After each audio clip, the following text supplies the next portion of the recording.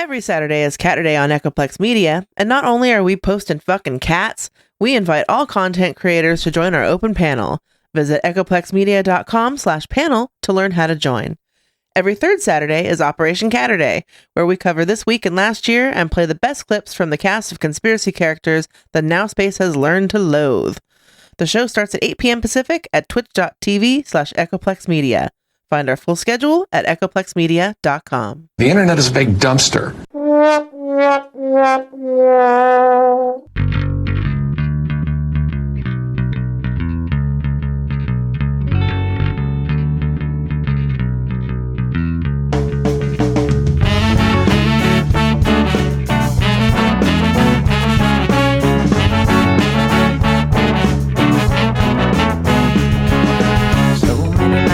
In this world, accessible of kindness and ethical blindness. So please excuse my sarcastic tone. I'm a bit underwhelmed by the sample shown.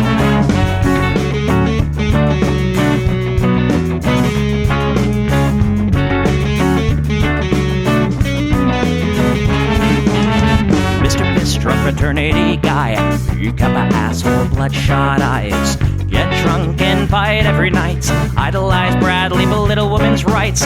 Homophobic, racist, and don't give a fucking hey. Do you think you can drive a bigger truck? So wear your baseball cap to the side to let everyone know that you're a nice guy. So cool, was so impressed. Lots of chicks and a barrel chest. Cause you're a real man. Punch for punch, gonna piss in your face while you're passed out drunk. I'm a nice guy, you're a nice guy. He's a nice guy, but all of you are assholes. I'm a nice guy, you're a nice guy. She's a nice guy, but all of you are assholes. Nice guys rule the planets. Oh, I just can't understand it. Fuck defined by deception and lies. Social Darwinism and an overdose of pride. Fuck off, jerk off. I don't wanna hear it. Fuck off, jerk off. Read into the lyrics, cause everybody gets their just desserts. As long as you remember that nice guys finished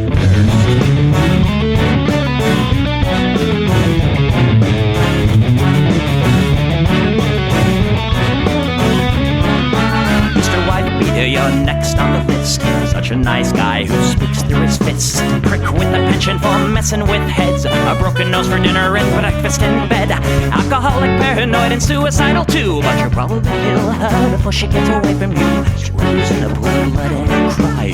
All your friends say that you're a nice guy. Have a drink, this one's on me. Look, you're doing fine, losing to your disease. Comatose, I'll pack your bags. Bury you like cash, ready to gag. I'm a nice guy, you're a nice guy. We're all nice guys, but all of you are assholes. He's a nice guy, she's a nice guy. Hey, Tom Bone's a nice guy. All of you are assholes. Nice guys rule the planet. The public dominant. Put a body by deception and lies. Social Darwinism and an overdose of pride. Fuck off, jerk off. I don't wanna hear it. Fuck off, jerk off. Read into the lyrics. So let the bloody spill quench your thirst. As long as you remember that nice guys finished first.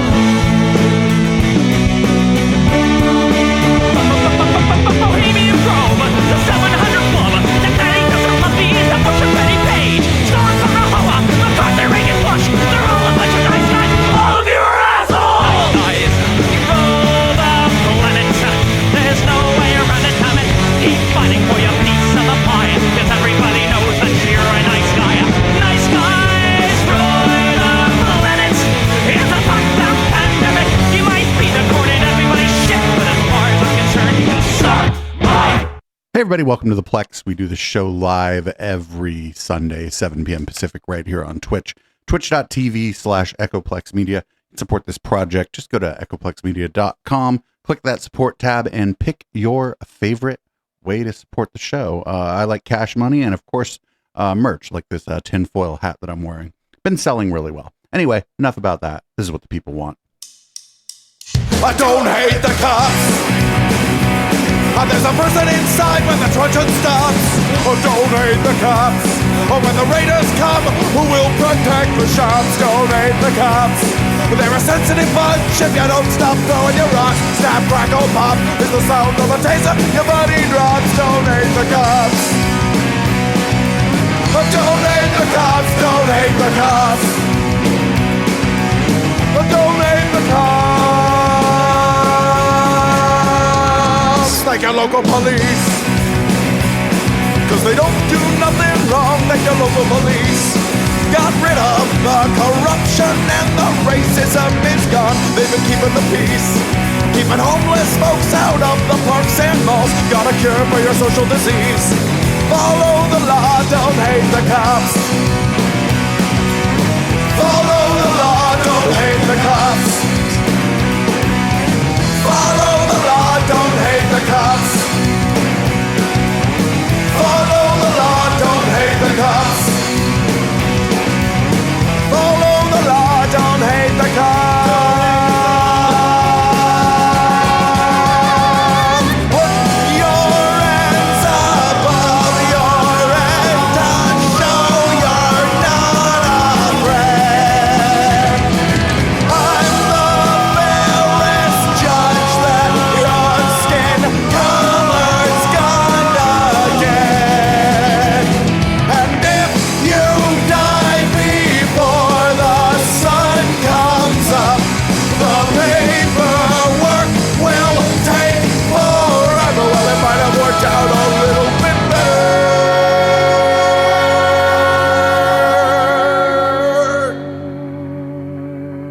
if you didn't hate the cops. 'Cause they don't do nothing wrong. Donate the cops. You can't blame them for just doing their job. Donate the cops.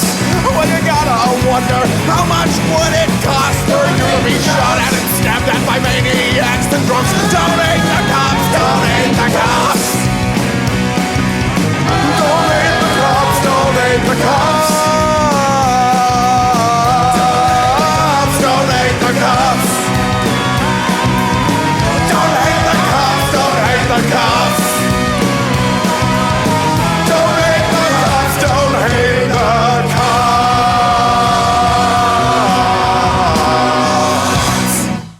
Well, if there's one person in the world who knows what the rappers are into, it's the praying medic, Dave Hayes.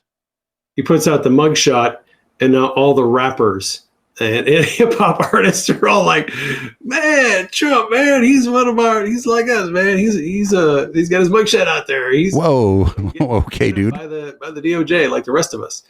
He's now identifying with a larger audience. You know what I think would be amazing is if while President Trump is doing the rallies that he's going to be doing in the next year, I think it would be really cool if he would take some time, go into the inner cities of Detroit, Philadelphia, DC, Los Angeles, go into some of the inner cities, Seattle, just places where he normally doesn't go.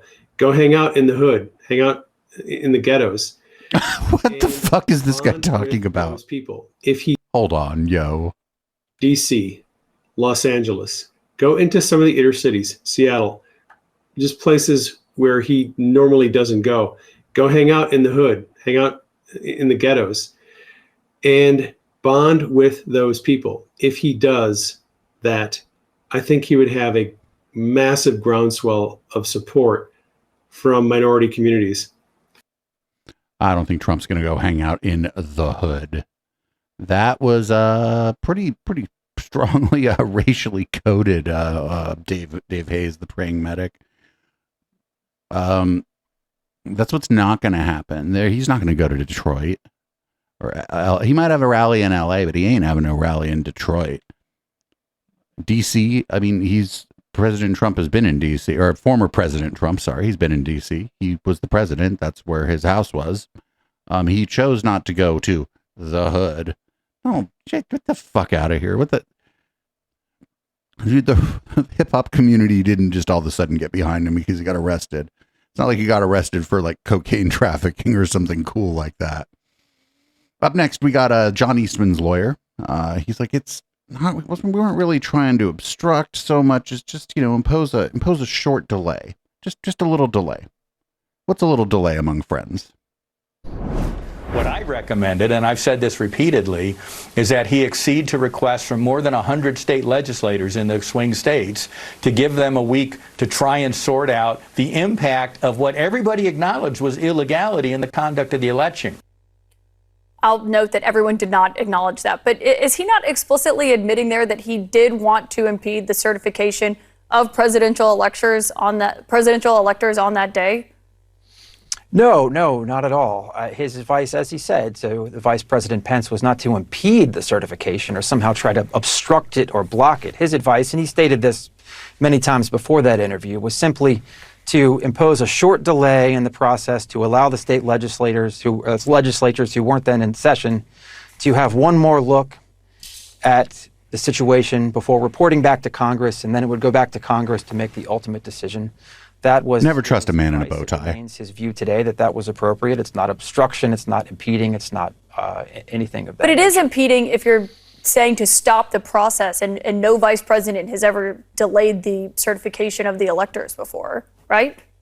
No, not at all. I mean, the suggestion that the process not be stopped, but that there be a delay is not unique to Dr. Eastman. There were senators that suggested something very similar. There were members of Congress. There's prior scholarship from other academic types that suggested such an option might be available to the vice president, and Dr. Eastman. Yeah, but the Constitution says otherwise. It doesn't. What provision of the Constitution? Are you worried that those? Yeah, it does. It says they're talking about the word shall on. I will forget what day it is. They shall certify the election. It doesn't say they might. It doesn't say they might could. It says they shall. So what I'm wondering here is, which one of these motherfuckers is going to be the first one to break, to be like, nope, not worth spending the rest of my life in prison over this shit, because it's going to be one of them. And then after the first one does, I think it's gonna like, it's like on a dance floor, right? Like if you're at a party and there's kind of a lot of people there or whatever, and there's a DJ and there's music, but there's nobody on the dance floor. That first person who shows up on the dance floor and starts dancing, then the second one shows up pretty quickly, and then the third one shows up. And I just wonder how many people are going to dance, because I feel like it's going to be like half of them, because I don't see there's no upside, right, for going down to like protect this guy, because I think he's unlikely to win the next general election. So he's not going to be able to pardon these people. And I think that the other thing is like the one in Georgia it's a state case, so he can't pardon them anyway because that's a state case. So I don't see, like, there's no upside. I just don't think for any of these people, and I think they're going to realize that real quick. So and here's the Trump campaign, maybe not doing so great. Here, let's check this out. I want to thank you, Mr. President.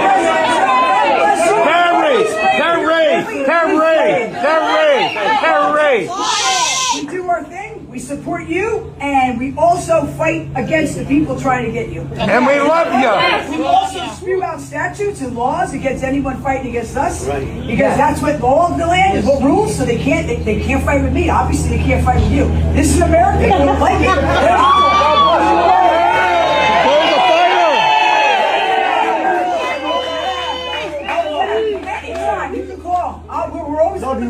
I got your back.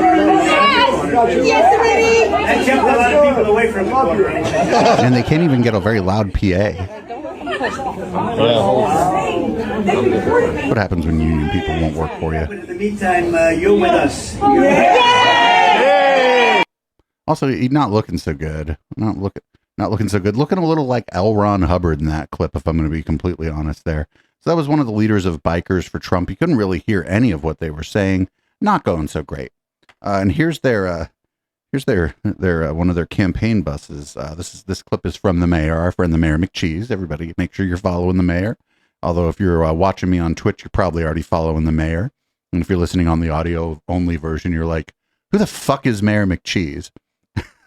Well, I mean, we know who that is, but they're like, who is that on the internet? It's T Mayor _ McCheese on Twitter. So here's their tour bus. You'll notice it's not exactly big. Sort of looks like go Brandon Trump make America. Sort of looks like one of the RVs that that the Queen of Canada has. Yeah. They want to know a little bit about J6. Well, there's a lot to tell. Yes. What do we want to know? Everything. Well, There's no AC on the bus.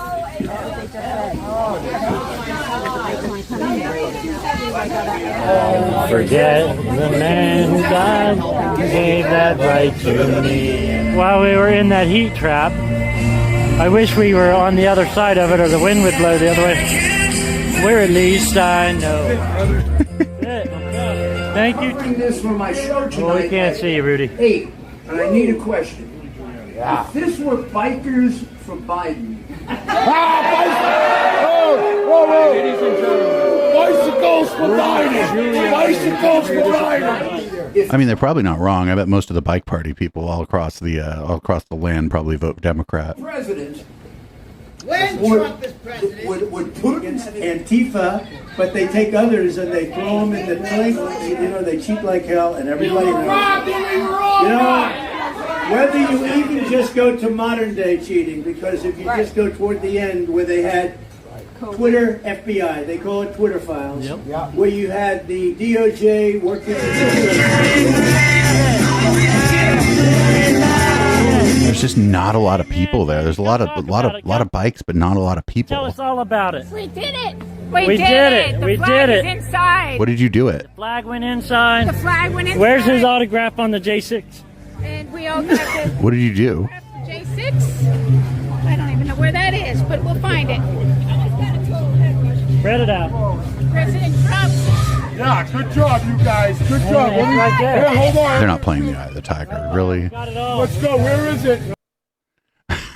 Not going so great. It's like a parody of a presidential campaign. And I know these were like, clipped out, and I know he still draws kind of like bigger crowds at rallies, but that's kind of funny. I don't know if maybe that was a private event with the Bikers for Trump or whatever, and I do understand the symbolism of the short bus. And then they got on there and it wasn't even air conditioned. My God. I don't even know if he was on the bus or if it was just a bus that they got wrapped up. Unsure, but they're looking a little more like the Queen of Canada's entourage than anything else these days. Up next is here's a clip from Rudy Giuliani's like fundraiser event, but it's a little bit odd because have you ever considered buying a condo on the beach in North Korea? I know I haven't, but anything's possible. The world is constantly changing. I went over there. You remember that? It was a very historic moment. Went over there. And I said to Kim Jong-un, being a real estate guy, it's just sort of natural. I said, you have the most beautiful shoreline. Think of it. You're between China, Russia, and South Korea. Look at the beautiful shore. You could have the most beautiful condos that you've ever seen and become rich as hell. You don't have to live like you're living. But he's a tough guy, he's a smart guy, and he just loves collecting nuclear weapons. That's what he does. He collects nuclear weapons, and we got along incredibly well once we met and once we started the whole thing. And we saved the Olympics in South Korea because nobody was going. Nobody wanted to be blown out of the stadium. And we came along. They actually participated in the Olympics. We had a great relationship, and it would have been great if we would have had a deal done long ago if the election weren't rigged.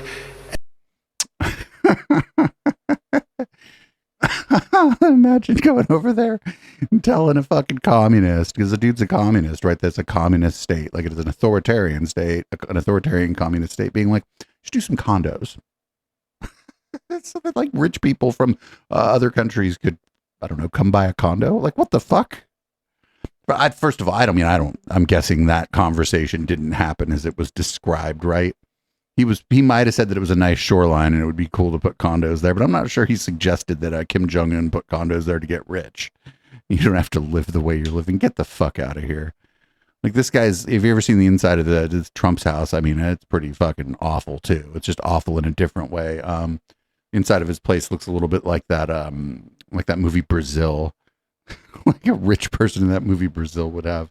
Anyway, here's Eric Trump, my dad, the black people really like my dad. And now you're seeing certain segments of the population, like the African American segment of the population, who are coming out and saying they've done the same crap that they're doing to Donald Trump. They've done it to us for years. They've indicted us for nonsense. They've thrown the legal system at us. They haven't given us a chance in hell. It's been a rigged system. They've literally made my father a martyr with certain segments of the population that they otherwise, claim to own. And why I love seeing it, because there's so many prophetic words talking about this. It was incredibly racist. I don't think I have to explain why. Just like, black people love him because he got arrested. It was pretty racist. The very thing, what God's been saying was going to happen is now unfolding. And that's why we are all sitting there and we're just standing here and we're just like, no matter what these people are doing, they are the ones who will be exposed. No matter what they're going to do and no matter what they're going to try to do to your dad, it will not go the way they want it. It will not go the way they want it, because God's on his side. And he's called him his David. He said his anointed is appointed one. He said it more than once. He continually say it. I've had so many different prophetic words regarding your father. And the Lord, I've cried because I knew the love that God has for him, the love that God has for your family. And I could just feel it. And it's like, he's not going to forsake you, and he's not going to let this continue. And no matter what. So the gal on the left is a prophet Julie Green. And she does these videos where she's like, here's what God told me. It's kind of like those Kat Kerr videos where she claims she like went up to heaven and brings back a report of what's going on in heaven. It's pretty wild. And she used to be Donald Trump's spiritual advisor, but even that didn't really work out so well for her, because she's crazy. She's fucking out of her fucking mind. And it's great seeing her living her best life, I guess. Living her best life. So this next one, this person, it seems a little detached from reality, but I kind of actually like her. I would get drunk with her. Oh, Annie Trump. Are you a Trump? Is that? Well, I want to be. Yeah, well, Donald, I think. We could all be cousins somewhere down the line, right? All right. Are we on RSBN? Yeah, we're live right now. Nice. I want a farm all, a John Deere, a case, more oil. Drill, baby, drill. Yes, thank you. Good seeing you. She's excited to be here. Annie Trump. Yes. Yep, there you go. I mean, she's cooked as fuck, but I like her energy. She's like drunk as shit in the middle of the afternoon talking to RSBN. That's kind of cool. Up next, we got Kristi Noem on the possibility of being Trump's running mate, because who knows what's going to happen. I am guessing if he gets the nomination, I'm thinking he's going to probably try to pick a woman, but I don't think it'll be Kristi Noem. I think he might pick Carrie Lake. Who were asked, you would consider it, at least. Oh, absolutely. Yeah. I mean, I would in a heartbeat, just because, you respect the position and the person who asks you to do something, and then see if you really believe that you could make a difference. President Trump needs a strong partner if he's going to take back the White House, and he's going to need somebody who knows what it's like to run a business, to be an employee, earn a paycheck, but also having a wife, mom, and a grandma isn't bad either. And I think that kind of perspective would weigh in very well on a lot of policy decisions. Well, who were asked, you would consider it, at least. I don't think he would pick her, just because I don't think she's crazy enough. But who knows? Anything's possible. We'll see how it all shakes out. The primaries haven't even started yet, so when people start voting and stuff, it could be that the polling is off too, and we might see this a little closer than we thought it would be. But it ain't going to be Vivek Ramaswamy, and it ain't going to be Chris Christie. Anyway, up next, here's a Fox News host talking about the rise and fall of one Mr. Rudolph Giuliani. Now, I want to turn to Rudy Giuliani. A judge the other day found him liable in a civil suit brought by two Georgia election workers, Ruby Freeman and her daughter Shay Moss. Damages yet to be determined. But here is Ruby Freeman testifying before the January 6th committee. Now I won't even introduce myself by my name anymore. I've lost my name and I've lost my reputation. I've lost my sense of security. All because a group of people starting with number 45 and his ally, Rudy Giuliani, decided to scapegoat me and my daughter, Shay, to push their own lies. Do you see in the coverage a sense of payback that many people at other news organizations are saying, oh, this is great, Rudy Giuliani finally got what was coming to him, as opposed to, he's a pretty big name, had been a mayor, had been the president's lawyer, and reporting it more neutrally? I think that a lot of the media has really relished covering the downfall of Rudy Giuliani, and this is sort of the culmination of that process, which has been underway, I think, for years now. I also think that, put it this way, I also think that some of the coverage he has brought upon himself. It's not exactly the case that he's a wallflower who shies away. He's a confrontational guy. He has incited a lot of this, and a lot of the, he really enjoys media confrontations. Everybody's written the rise and fall story. He's now broke.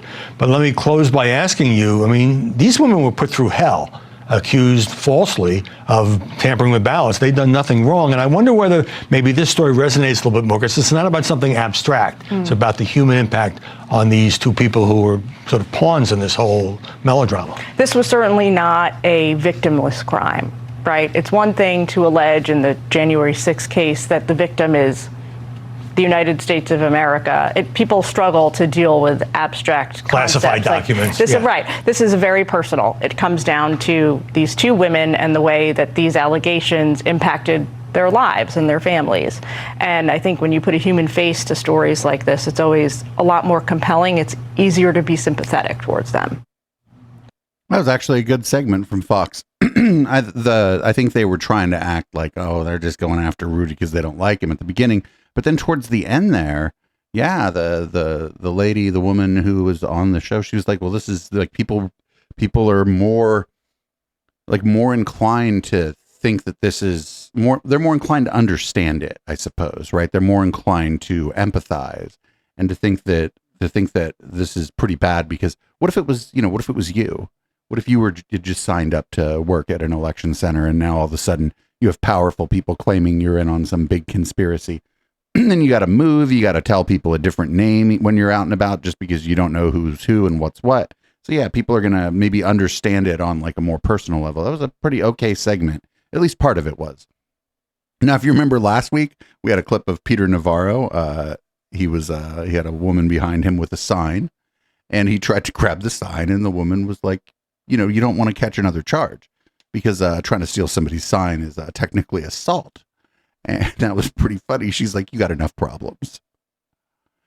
Oh yeah. And on the, somebody in chat was like, Trump said this woman's name over and over again at rallies. They just won their suit against Rudy Giuliani. I feel like maybe they're coming for DT next.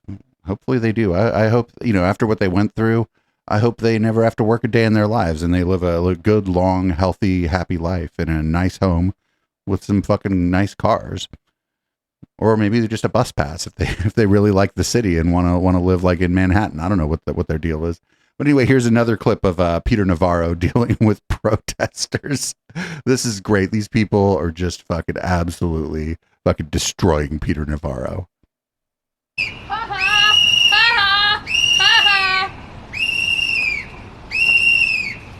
Witness stand is inside. Thank you. WW.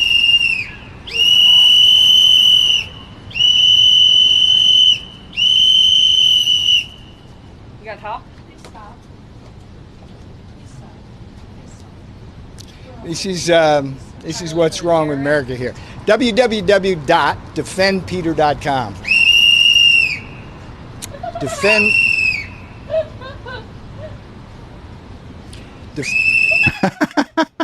She's having so much fun. She's having so much fun. Let's start this over. I know for people on the audio only, you have this. you got to check out the video of this. It's in the show notes that you can grab, or you just check out the video of this show on like YouTube or Odyssey or whatever. The visual here is just the audio does not do this justice.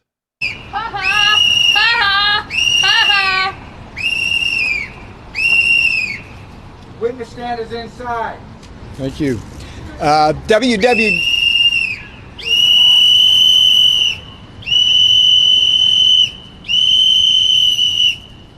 You got to talk?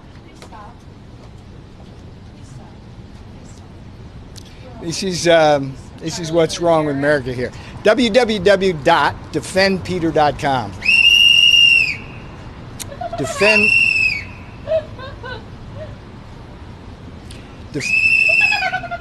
Come on, man. I love her. Let the man talk, man. She's just out there living her best life. She's laughing. She ain't mad. She's like, this is fun. Let him talk, man. It's great. He has every right to talk. Come on, don't do that, man. Let the man talk, man. Let the man talk. Please play this. Let him talk on your channels. Oh, we will. We played the beginning of it twice, sir. This is not the what you think it is. People aren't going to be like, oh, that woman was so rude. Everybody going to be laughing at you, Peter Navarro, because this is very funny. This is just wrong. I'm trying to speak about serious constitutional issues with you. Clown with a whistle, witch with a broom. You go figure. So, defendpeter.com. Please go there. Help support this fight against the attack on the separation of powers. These trials are very expensive. Peter's using my image to grift off me. Send me money. Continue. These trials are very expensive. That's part of the Democrats' lawfare against us. All right, come on, dude. Come on, dude. Kidnapped, raped, and almost murdered by a white supremacist gang after he doxed me. Yeah, it's time to go. All right, we'll see you tomorrow, and hopefully... Tomorrow, sir. Same time, same place. Hopefully. She's really under his skin. You don't like that. I love her. Anybody know who that is? We should see if we can get her on just to talk for a few minutes about like what she's doing there. I mean, there's not much to talk about. We'd just be like congratulating her and shit. But like somebody in chat just said a moment ago that like if you want to have a press conference and not get interrupted, you can rent a space. There are even like cheap spaces you could rent. You could get somebody to let you do it, and even in the fucking parking lot of their place. And then you can have people removed. There are probably places that would do it for free, but this guy's like, oh, I'm just going to do it on the sidewalk. Well, motherfucker, you're on the sidewalk, aren't you? And you know what happens on the sidewalk? Other people are on the sidewalk. That's what happens on the fucking sidewalk. So I love her. You know, what she's doing is kind of rude, but that's even better.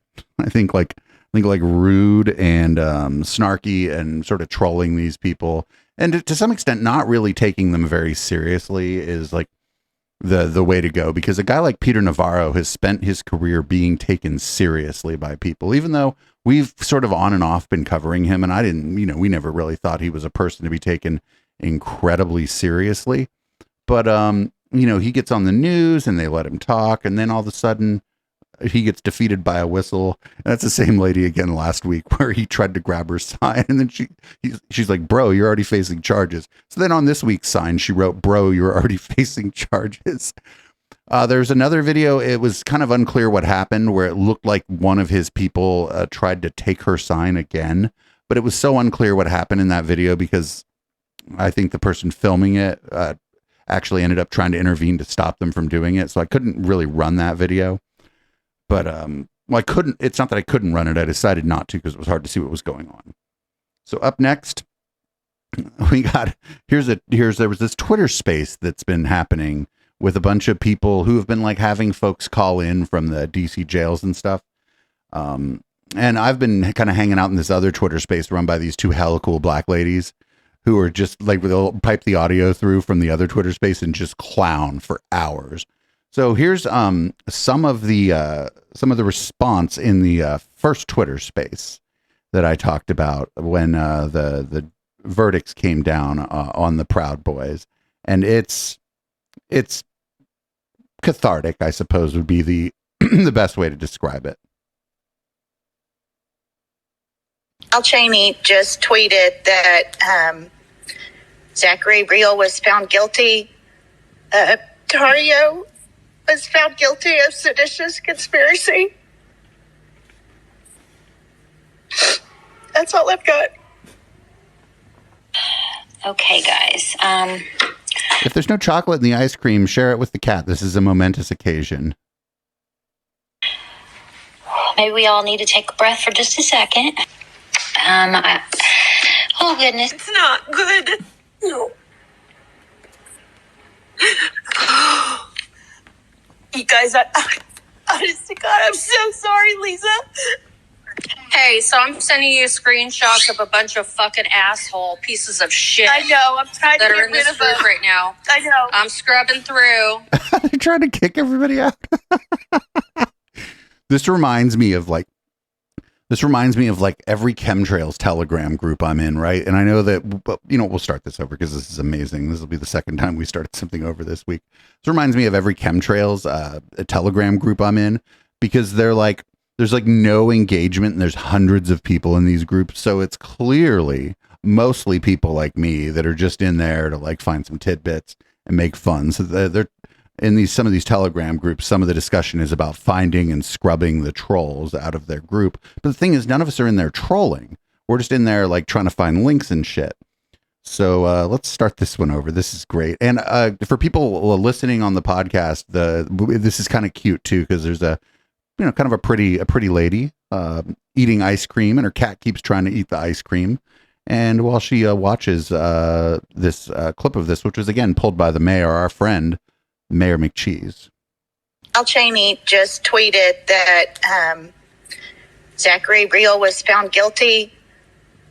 Dario was found guilty of seditious conspiracy. That's all I've got. The cat can have some ice cream as a treat. Actually, I think there's chocolate sauce on there, so she shouldn't give any to the kitty. Okay, guys. Maybe we all need to take a breath for just a second. Oh, goodness. It's not good. No. You guys, honest to God, I'm so sorry, Lisa. Hey, so I'm sending you screenshots of a bunch of fucking asshole pieces of shit. I know. I'm trying to that get are in rid this of them group right now. I know. I'm scrubbing through, and these motherfuckers need to be removed. Hey, I'm going to add especially, you. Listen, Coco, can I add you as a co-host to help me out here? Absolutely, because I'll start fucking blocking these assholes. Hey, I'm gonna step in here real quick. If there's You found sedition hunter, motherfucker. Like, yo. So what happens, right? They in these things, I don't know if it happened on this one, but inevitably they're like overrun with people that are like trolling and doing like people that are trolling. So they eventually somebody will get in there and just act like they're one of them, and then that person will get like moderator privileges or whatever, and then they'll start unblocking all the fucking people that the other people blocked. Oh, it's always amazing, because it's like we're just better at this shit than they are, like kind of infiltrating, and our OPSEC is generally better than theirs. So it's fucking amazing. If you ever get a chance, maybe I'll try to remember to put in the show notes a link to the Twitter space that I often listen to while I'm like doing other work, because it's the people clowning on these people are just so funny. I think it's like these two like older black ladies, and like there's just like ain't no clown like getting clowned on by an older black lady. I'm sorry. So we're going to move on here. We got one Mr. Ron DeSantis. I think he's going to say something here that I don't think a lot of his supporters are going to really like as much as he would think that they will. But one thing that the pro-life movement is about is supporting vulnerable women. Senator Rubio has proposed the Unborn Child Care, or a Child Protection Act, that would essentially give child support from the moment of conception. Is that something you'd consider? It would force states to force men to give women what they're due from the moment of conception. These men, look, most of these women do not want to have abortions, but they feel like they have no other options because they get no support. And that's because a lot of these men are nowhere to be found. They should absolutely be providing support. They should absolutely be held accountable. What we've done in Florida is we've recognized that being pro-life means for the whole kit and caboodle. So we've expanded postpartum medical care for poor women to a full year after they have a child. We've also done things to advance options for foster care and adoption, because that is something that we want to be able to foster. I think a lot of it comes down to whether women think it's financially feasible to do that. And when they don't get support from the father, then it can be overwhelming. So Ron made a pretty, this is a miscalculation on his part, to the extent that he has support. A lot of his support are like sort of meme bros, like a lot of like kind of men's rights activist types that are like sort of, there's no 4chan. 4chan isn't what it once was, but it's like a lot of 4chan people, a lot of Gamergate like rejects and shit are the people who really like Ron DeSantis. So he made a fucking major miscalculation there, because those people hate alimony and child support. Like, they absolutely fucking hate it. So up next, we got a Fox and Friends and Friends and Friends and Friends and Friends and Friends and Friends and Friends clip here.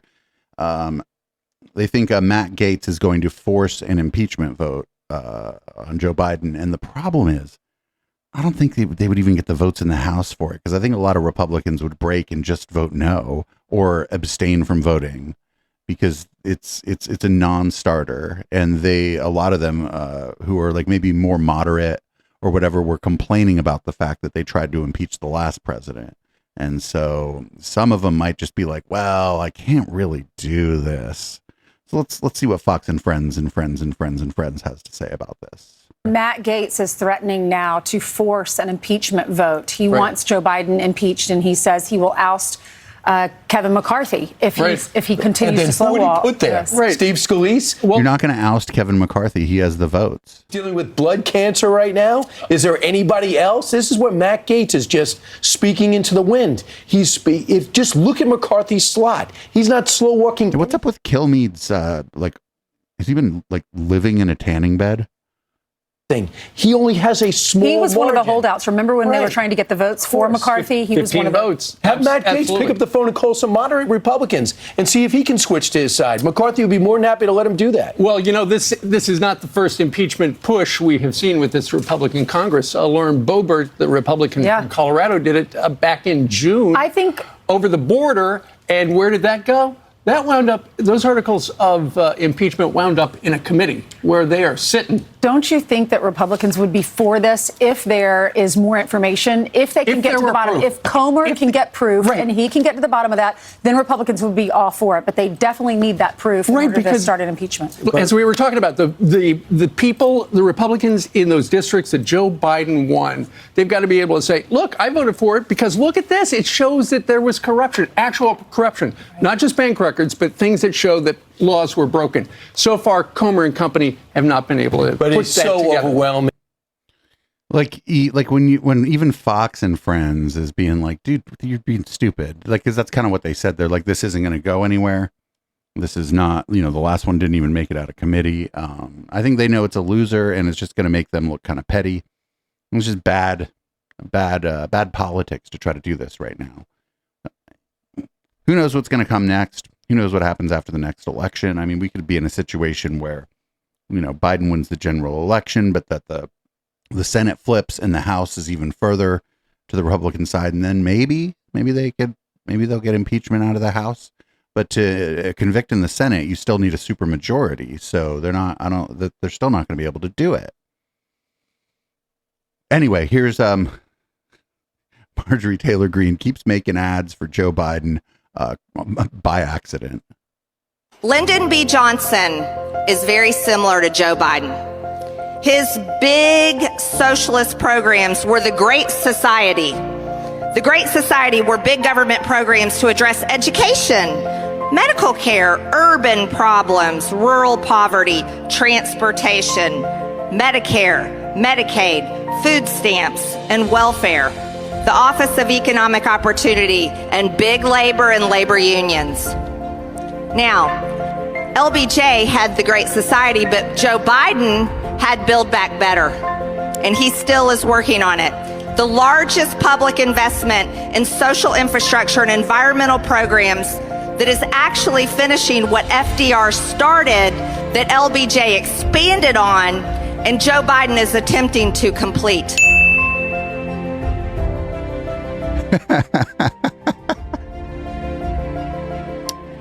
That was created by the Lincoln Project. Fuck the Lincoln Project. But they're good at one thing. And that's dunking on Donald Trump, which is amazing because the cool thing about the 2016 primaries and the debates was watching Donald Trump just absolutely dunk on these dumb fuck Republicans that were running against him. Like they couldn't do anything about it. So it's kind of neat to see him sort of having the same thing happen to him. Sort of. But I just wish it wasn't the Lincoln Project because I don't like those guys. Anyway, up next we got Ted Cruz is complaining about getting questions about Mitch McConnell's health. Your colleague, Mitch McConnell, he returned to the Senate floor yesterday. Obviously, we wish him the best health-wise, but let's watch a brief clip from some of his remarks. Now, one particular moment of my time back home has received its fair share of attention in the press over the past week. But I assure you, August was a busy and productive month. Obviously, we should point out that he's had some remarks earlier today, and no visible issues there. Have you heard anything about these health concerns? But also, are you concerned? Well, listen, the two recent health scares that Mitch had, those were concerning, obviously.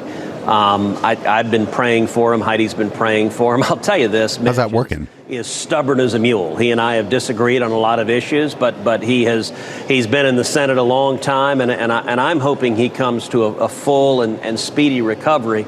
I got to say, Carl, one of the things that's striking, so the Senate's been back in session for the last 2 days. In the last 48 hours, without exaggeration, I probably have gotten upwards of 50 to 75 questions from the Capitol Hill reporters, all about Mitch McConnell, Mitch McConnell, Mitch McConnell. And to all of the reporters, I just can't help but laugh. And I say, I'm curious, why have I gotten more questions in 2 days about Mitch McConnell's health than we've heard in 2.5 years about Joe Biden's obvious mental decline? Joe Biden has his finger on the nuclear button. He's the commander in chief, and none of the Capitol Hill press wants to address the very serious mental infirmity. Not to mention more than one Democrat senator who has very significant health issues as well, and yet the press has utter and complete silence on those issues as well. And he just got up and walked out of a Medal of Honor ceremony just yesterday. It was unbelievable. So he mentioned Dianne Feinstein. Dianne Feinstein been there too long, but is not running for re-election. I think she should have not run for re-election last time. But she is not running for re-election. Mitch McConnell has made no noises in that direction. Joe Biden actually this week had a pretty good week. People were like, oh, he ended a thing saying he was going to bed. But then we were like, well, we found out it was like a little after 10 p.m. a local time where he was at, and he'd been traveling. Like, yeah, some people go to bed at 10 p.m. I mean, you can go after Joe Biden for a lot of shit. And his mind isn't as fast as it once was. I'm not gonna pretend that he's the same guy that was had that debate with Paul Ryan in what was it 2000? I think it was 2012, where he was just cheesing the whole time and making fun of Paul Ryan and shit. He ain't the same guy. Not the same guy. But that wasn't the news story this week. Nobody gets to decide what the news cycle is. Like even like Fox can't decide, Newsmax can't decide. We certainly don't get to decide what the news cycle is, because if we did decide what the news cycle is, mainstream media would just be running that Kay Griggs video all fucking day. If you don't know what I'm talking about, make sure you hang out late night sometimes. I'm talking to you podcast listeners. Up next, we got basically the military. People in the military are starting to get mad that Congress is holding up promotions within the military. And we don't love the military around here, but it's really odd that the GOP, who is usually like banging the war drum and saying, oh, we love our troops, they're holding up this stuff because they're, I don't know, mad about a great number of things. Obviously, we're still at such a standstill. What's the solution here? What's the next step? Yeah. Well, really, I mean, I would refer you to the Senate, to the Congress, to answer that question. You know, I've been asked before to try to put this into context in terms of why does this matter? And, you know, with football season starting, I would say imagine going into the football season with a bunch of acting coaches for each of our teams, with a regulation that limits any of those acting coaches from presuming that he or she was actually going to officially lead the team. And those acting coaches who come up through the organization are now responsible for not only being the offensive and defensive coordinators, but also acting as the head coach. And so in the short term, they're likely going to make things happen because that's what good leaders do. But what happens when performance on the field becomes impacted? Over time, how are you going to deal with the uncertainty of within the coaching staff and the locker room in terms of who's in charge, how are we going to affect performance, and then who are the fans going to hold accountable? So I think like right now, I think the GOP is making a giant mistake. And I know it's just basically one guy holding all this up. It's Tuberville. But like they're making a big fucking mistake because like historically military, at least active duty military, have tended to vote for Republicans. And, you know, if they start finding out that like, you know, their buddy who's just like one or two steps above them is now taking on 2 or 3 jobs because some asshole in the Senate won't like promote them and then promote someone else to another job and shit. They're gonna start thinking maybe we might change our voting patterns because people are like interfering with our jobs. And you know, I'm not military readiness and shit. Fuck off. Okay, well, so we can't go start another war. But like after a while, yeah, the institution starts to have some problems, and we don't really want the largest military power in the world to be like have like leadership issues.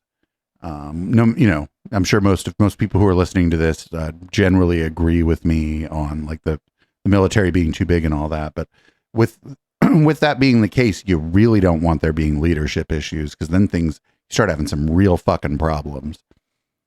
You get a couple fucking cowboys in there who think they just use your imagination, I suppose. Here we got more on this. This is from CNN, and I believe this is retired General Wesley Clark on CNN. How does this ever get resolved? Well, first of all, of course, it's a national security problem, and not only is it blocking promotions and assignments and policy changes and preparation for potential war against China and military assistance. No, yo, dude, what the fuck? Yeah, what I want them to do is not prepare for war against China, actually. Let's go ahead and not do that. Ukraine and its ongoing war. But it's brought politics into this. This is about a political issue. The military is political. Close to Senator Tuberville's heart, apparently, which is to prevent women from having control of their own bodies. And so it's the worst kind of reason for a hold on promotions. Now, what can be done, what normally would be done, is every federal program that's going to Alabama would be choked off. And you'd make a private issue of this. You go to the leadership in the Senate. You tell Mitch McConnell, if you don't crack down on this, we're going to take away your programs in Kentucky. This is hardball. He wants to play hardball. He's a football coach. He's going to get hardball thrown back at him. And that's what this administration needs to do. I know it's been building for weeks. The administration hoped it would go away, doesn't want to have a fight, but it's time to have a fight on this one, I believe. This is getting increasingly serious. Tuberville's way out of line. And you know, Alabama is one of these states that's really proud of being patriotic. I don't see how citizens from Alabama can support their senator who's sabotaging the leadership of the United States Armed Forces. Well, and so obviously Alabama's not going to elect a Democrat, right? But there's space in there for somebody to go in and primary this guy and be like, look, a lot of you know, are homeowners and were able to go to college and whatnot because you were in the military. And what if you were up for a promotion and then this asshole over here was saying, no, sorry, I'm mad about some other shit, so you can't have a promotion. I feel like this guy could get defeated next time he's up if he gets a good primary challenger, even somebody from his right. Tuberville's pretty conservative, but it would be if he got a challenger from his right. who just kind of pounded on this during the primary. I think the guy could lose his seat. Now, like I said, I'm not some big military guy. Y'all know that. But like just stopping people that are like doing their jobs from getting a promotion, even if it's in the military, yeah, they're going to hate you for it. And so are the people that their friends, their family, everybody's going to hate you for it. And it's not just Tuberville. It's going to spill out over onto the rest of the GOP. I don't think it'll be a big factor in the 2024 election, but I think it, I don't like in the general, but like I said, somebody could in fact primary this guy and they could use this as the wedge and they might win on it. Up next, we got RFK Jr. Talking about the DNC and the elites. I love listening to Kennedy, who's married to a rich actress, tell me about the elites. I don't know how you feel about it. Democratic Party has had this very interesting shift. When my uncle was president, my father was in, the Democratic Party was where the people who were poor and working people were. And today, 70% of the wealth in this country is owned by the Democratic Party and only 30% the Republican Party. The top richest counties in this country, 9 of the 10 are Democratic counties. So there is this kind of shift in wealth that maybe is one of the reasons that Democrats do not seem to be talking to or for working people anymore. You know, my father used to bring us to Southeast Washington to meet people who were poor, or he'd take us to the Mississippi. My father used to take us to meet the poor is not really the flex you think it is, RFK Jr. Delta or West Virginia, to Appalachia or the Indian reservations, and he always said to us, these are your people. He said the people who are wealthy, who are the big corporate leaders and titans, they don't need the Kennedys. They have lawyers and they have PR firms and they have lobbyists. And he said, when you grow older, I want you to do something about those people. And that's one of the reasons that I'm running. Robert F. Kennedy Jr., thank you very much for that. Thank you. Appreciate it. If you like this video... My very rich family took me to observe the poors. Get the fuck out of here. So those counties, by the way, they're all in like big cities. So yeah, big cities are more expensive and as such wages are higher. Things like minimum wage increase, but also there's just more like tech jobs, there are more law firms, more professional jobs for more people. And so the basically the economy is overheated and like inflation, cities are like kind of inflated versus like non-cities. So that's like why those are all Democrat controlled, is because they're cities. It's just the way it is. It's been that way for a very long time, that people in cities tend to vote for Democrats.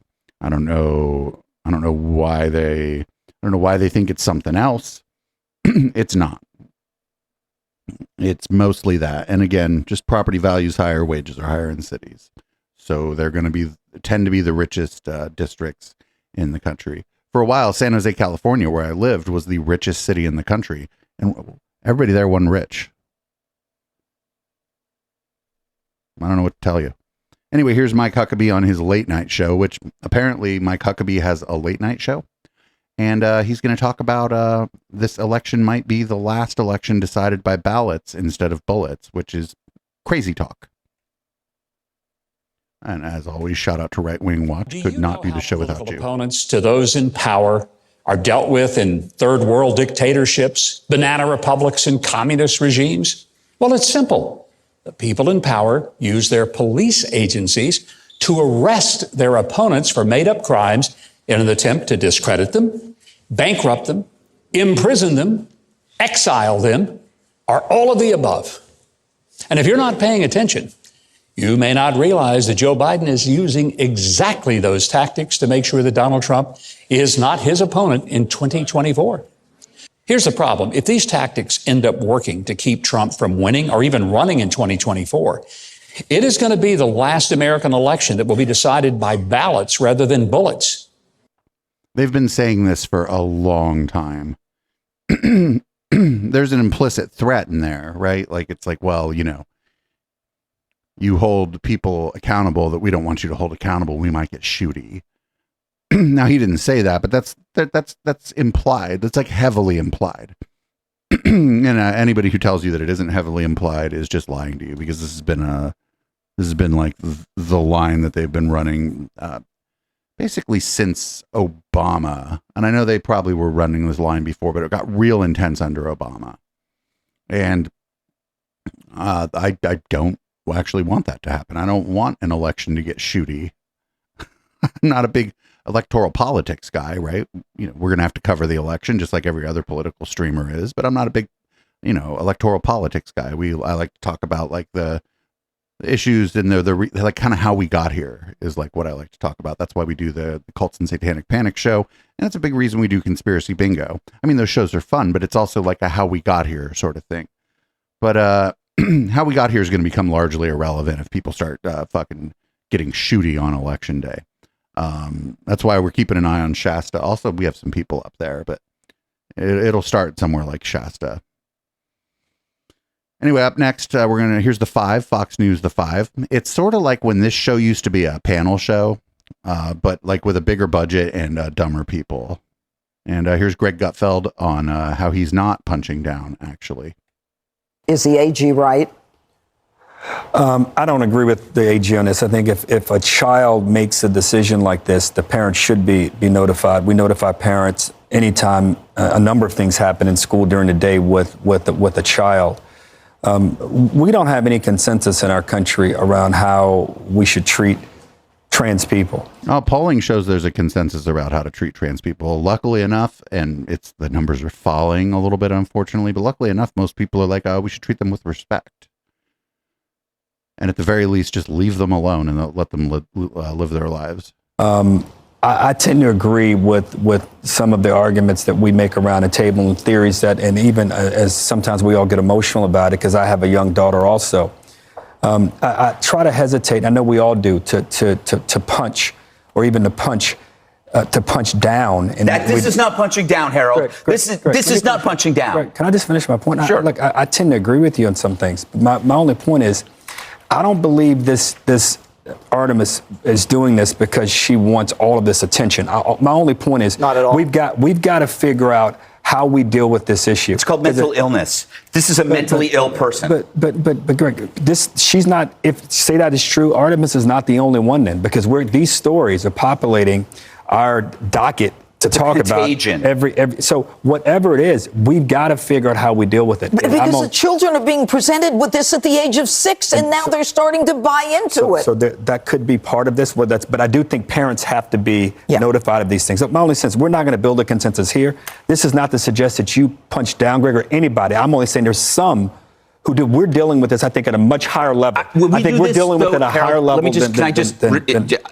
When we do this topic, we actually punch up, knowing the amount of hell that we will get talking about this. Yeah. The moment we do this segment, we will all be called transphobes. Yep. People will try to harass us. Mm-hmm. It's actually punching up to try to talk about something that has been somehow an electric fence has been placed around it by the media to scare the crap out of parents. That's all I'm saying about the punching down. I don't know if you meant that. I don't know. No. So this guy's definition of anytime that somebody claps back at you, you must therefore be punching up. Like Harold Ford Jr., I disagree with him on some of the substance of what he was saying, but he's like, hey, maybe we shouldn't be punching down at these people. And I think that's fairly reasonable. Greg Gutfeld got mad and was like, this is mental illness. This is blah, blah, blah. The problem is the mental health field has been pretty clear and speaks pretty much with one voice on this, that affirming this as early as possible helps the most people most of the time.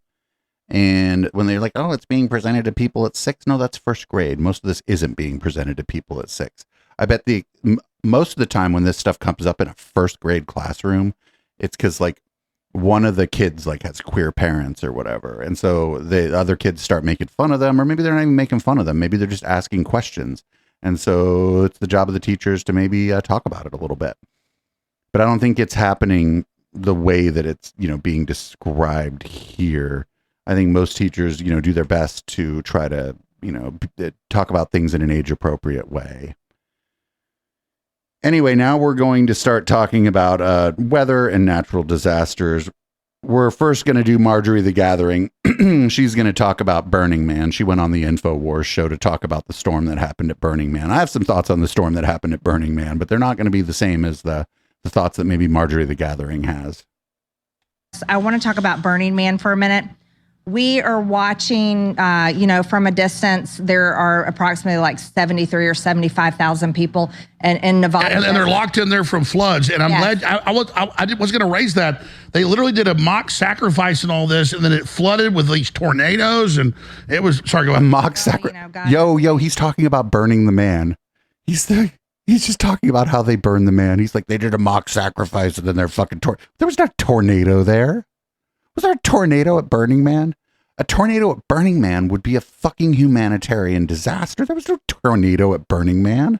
What the shit is this guy talking about?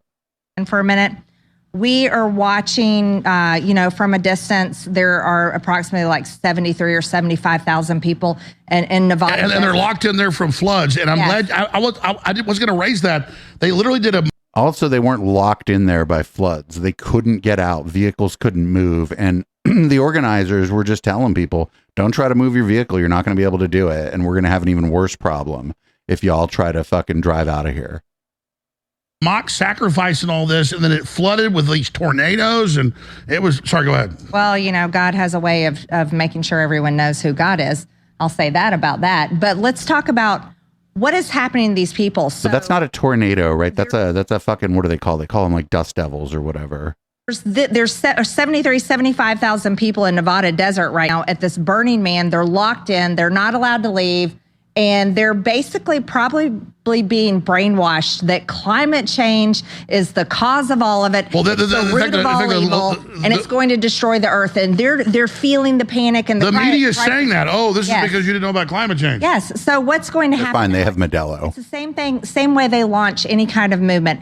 After this is over in Burning Man, and these 75,000 people disperse and they go back home, they're going to have these stories to tell and how terrible it is and how we have to do everything possible to stop climate change. It's caused by humans, and it's carbon, and it's the amount of carbon that we put out. It's manufacturing. It's our gas and diesel engines. It's agriculture. I mean, AOC wants to get rid of cattle. Even population. We have too many humans putting out too much carbon. You're going to start hearing all this stuff, and this is going to build. And I believe this is the left's new lie they're going to put on the American people and try to get everyone behind and create it to where, remember AOC and the left and many others said that the earth is going to literally explode in a ball of fire. We're going to all die. It's going to be the end of the world. 2030. This is what they're brainwashing people to believe. No, I totally agree. And now Biden's.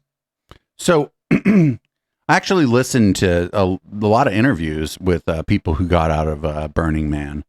One of the reasons is I listen to a lot of tech podcasts, and there are a lot of tech people that went to Burning Man. So there were kind of interviews with a lot of kind of well-to-do people who went there. And I maybe heard climate change mentioned once over the course of 5 interviews. And the one where you would have thought that climate change would have been mentioned would be on like Casey Newton's podcast, Hard Fork. And it wasn't mentioned at all. The guy just talked about how terrifying it was that like at the beginning, he didn't know how long he was going to be there. He didn't know if it was going to be a couple days or like 2 weeks. And he was like worried that, people were going to run out of food. And then when people started running out of food, like were people going to start like trying to steal things? Was there going to be violence? That was like the kind of stuff I heard people like talking about, like that, what their concerns were. I didn't really hear a lot of mention of climate change. And I don't really hear anybody talking about this in that way more broadly. It's not that nobody is. It's just that's not the big talking point.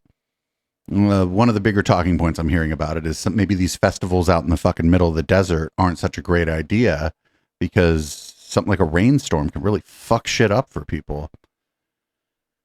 Anyway, up next we got Steve Schultz from Elijah's List with a guy, Destiny Encounters, not Steve Destiny, obviously, but it'd be pretty funny to see Steve Destiny on fucking the Elijah's List show. But they're going to talk about whether or not a dragon was responsible for the Hawaii wildfires. And yeah, I just said a dragon. I don't mean a demon, like a metaphor. I mean, like, it's a demonic dragon. But was it a dragon? I don't know. We'll find out. I'm thinking it probably wasn't a dragon, but I don't know. It'd be pretty cool if dragons showed up. The islands of Hawaii were the very first state to legalize abortion.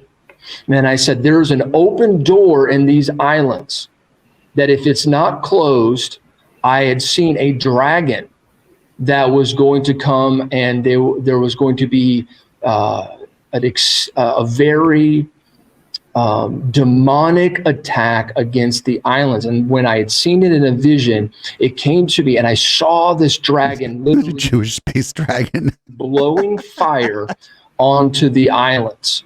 And I told the people, I said, there must be significant intercession to close this door, and there must be a turning in this state from DEW stands for Dragon Energy Weapon. From the legalization of abortion. Wow. Because there's another event that's coming that is going to be like what happened at Pearl Harbor again. And if this door is not closed, I said it will be so significant that many people's lives will be lost. And I said in particular that there was a targeting of children because of the issue of abortion. And I given that a year before. Yo, it was a Dragon Energy Weapon. That Elijah's List show, it never fucking fails to deliver. He found this guy just has, he has a better collection of kooks than I do, right? Like, I'm pretty proud of our collection of kooks around here, but that Steve Schultz guy, he's just like working overtime collecting kooks.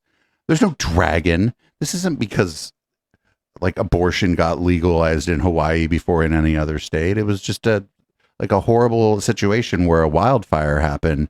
And thankfully for some of the people that were able to get into the ocean, more people would have died if they weren't able to just jump in the ocean. Like there was a humanitarian disaster and people lost their homes. It wasn't a dragon. Here's Tim Burton, fake historian. Only God can save us from wildfires. It's sort of like remember Smokey the Bear was like, only you can stop forest fires. Well, fuck Smokey the Bear, actually. Just pray about it.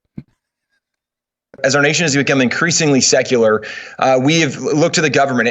In life, there's two options. You either have a big government or a big God. And the more we've forgotten God, the more we've looked to government to be our provider, to be our savior. And what we have seen, especially under the Biden administration, glaring reality is that the government can never be our savior. The government can never provide for us the things we should be looking to God to provide for us, whether it be the hope, the comfort, the safety, security that we know as believers we can find in God. We find in Christ. We don't find that in government. And this should be a wake-up call for everybody looking. Wait, he's got a wall builder shirt on. Who the fuck does he think is going to build the wall? To solve their problems. We don't look to government to solve our problems. We have a God that solves problems. The government's role is to protect our God-given rights, not to come in and try to replace God, but to protect what God has already given us. Okay, well, shout out to Right Wing Watch. That guy's stupid. I'm going with Smokey Bear. Only you can prevent forest fires, but it's not just you. Like sometimes these forest fires are caused by like Pacific Gas and Electric. It's pretty good at fucking causing forest fires. But that's anyway. We're done with our crazy weather part of the show, and looks like we have a palate cleanser. Thanks to Allie Drew for sending us our palate cleanser this week. This is from Facebook Reels. So who knows what happens when I hit play here? Anything could fucking happen. Is there can I full screen this? I have no idea how Facebook Reels work. You love being on your knees. Land on your feet. A man lands on his feet. Girls get on their knees. I might get a lot of hate for this, but as a woman, I kind of agree with him. I'm on my knees a lot, sometimes for hours, sometimes all day. Because burying a body isn't all fun and games. I mean, don't get me wrong, it's super rewarding and I wouldn't do it if I didn't love it. But it is a thankless job and there are some tough days. It's not for the faint of heart, so I wouldn't expect you to dirty your fragile little knees. Typically, homophobes, transphobes, and sexists are simply not strong enough for this type of work, but I'm sure you're good at other things. For your other comment, men do not always land on their feet. I've thrown my male prisoners down flights of stairs on multiple occasions. occasions, and they always land on their face. And they usually don't recover, which is why I'm always on my knees. And they definitely get on their knees when they're begging for mercy, which I do show them sometimes because I am a very generous ruler. And hey, if you don't believe me, come on down and see it for yourself. We'd love to have you. Right, boys? You love being on your knees. Land on your... She's great. I love that lady's videos. She's funny as shit.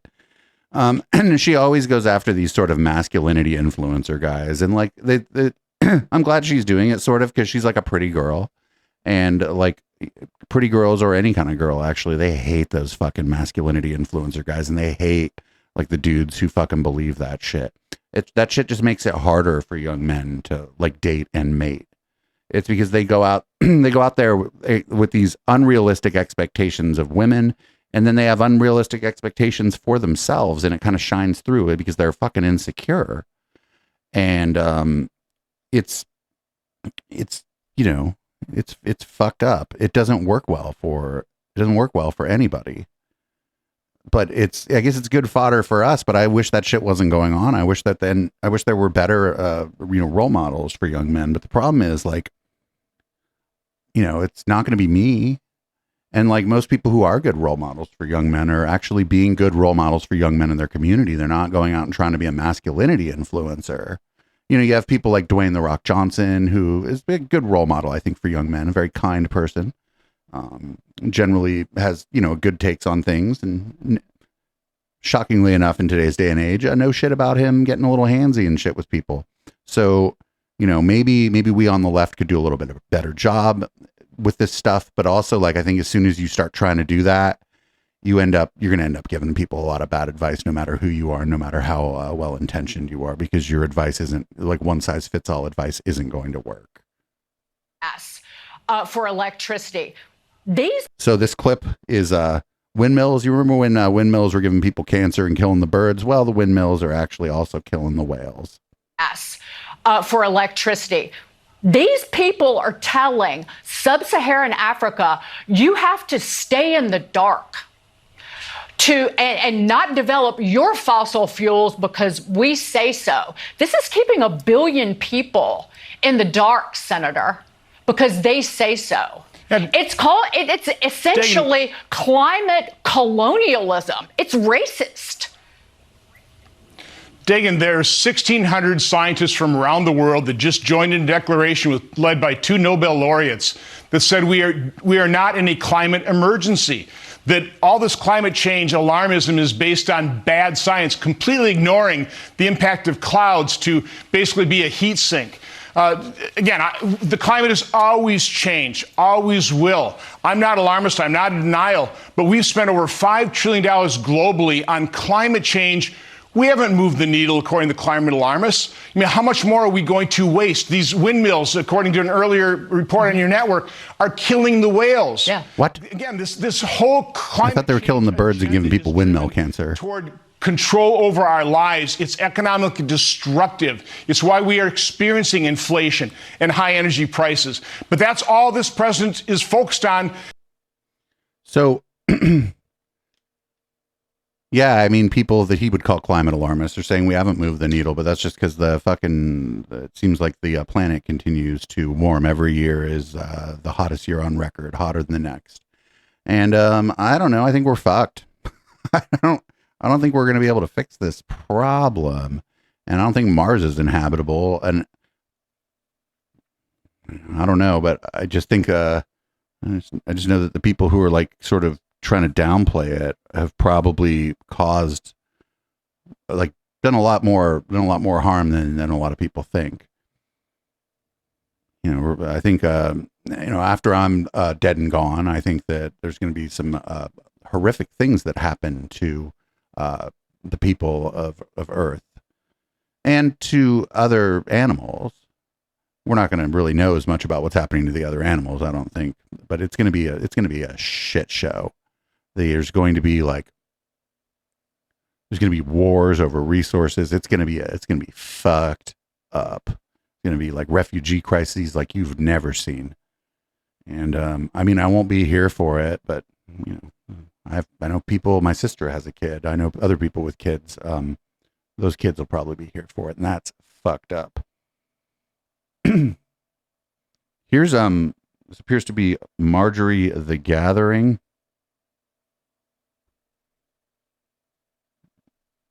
And she's asking about tax rates in the Ice Age.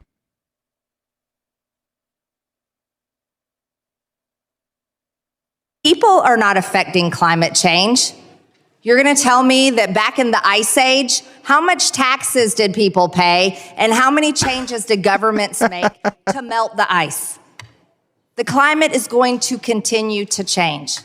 And there is no reason to just open up our borders and allow everyone in and continue to funnel over $50 billion or however many billions of dollars or trillions of dollars to foreign countries all over the world simply because they don't like the climate change. Mr. Chairman. Simply because they don't like the climate change. I think it's like more like people, there's going to be refugee crises because people aren't going to be able to live where they used to live. Their lands will become uninhabitable. And when that happens, migration happens. Human beings or any other kind of animal. It's not really a thing that you choose. Here's a David Barton. He's going to do a no true Christian fallacy on slavery. Should be fun. God's curse of slavery came out of the Jamestown colony, a money-oriented colony. They were evangelical Christians, but they weren't biblical Christians.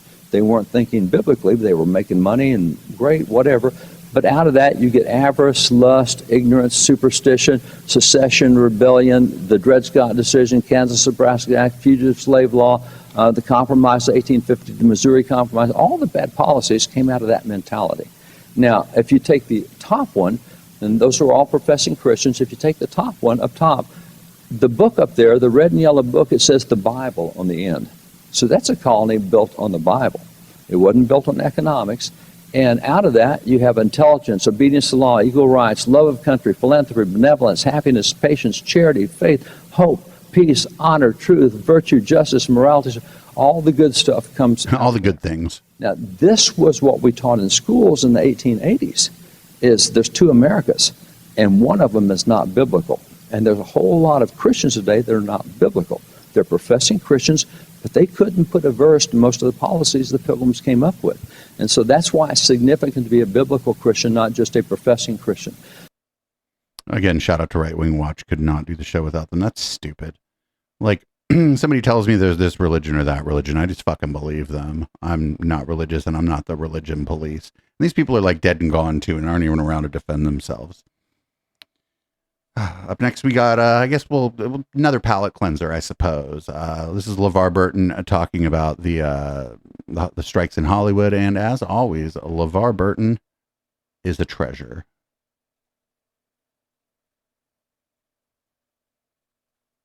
Well, in terms of my message to the people inside the gates, abject greed is not a good look.